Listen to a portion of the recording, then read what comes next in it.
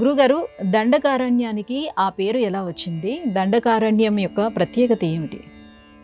దండకారణ్యము కథ ఏదైతే ఆ దండకారణ్యం అన్న పేరు రావటానికి కారణం ఏమిటో మనకు అర్థమవుతే మన జీవితాన్ని ఎలా కొనసాగించాలో మనం తెలుసుకోగలుగుతాం.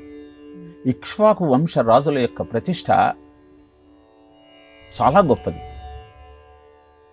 ఆ ఇక్ష్వాకు రాజు కొడుకు దండుడు పరమ దుర్మార్గుడుగా అందరినీ హింసిస్తున్నటువంటి ఆ దండుడిని మార్చటం కోసం ఏం చెయ్యాలో అర్థం కాలేదు ఇక్ష్వాకుడికి.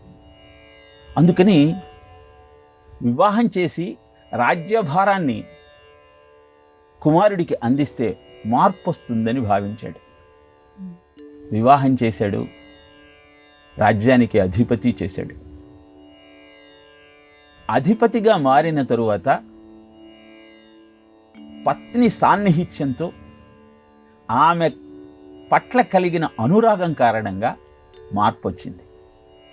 చక్కగా రాజ్య పరిపాలన చేస్తూ ఉన్నాడు.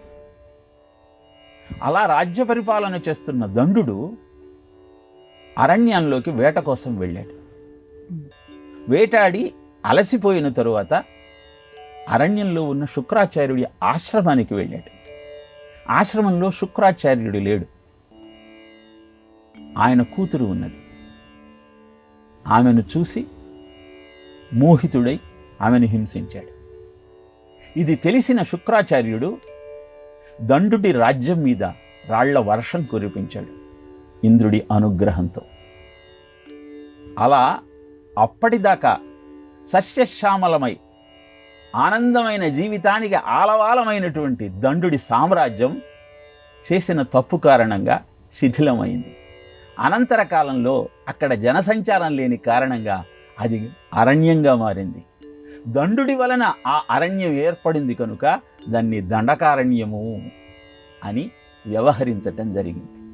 ఈ కథ ఎంత అద్భుతమైన జీవనమైనా అధర్మ మార్గాన్ని అవలంబించినట్టయితే శిథిలావస్థకు చేరుకుంటుంది అని చెప్పే అద్భుతమైన ఐహిత్యం.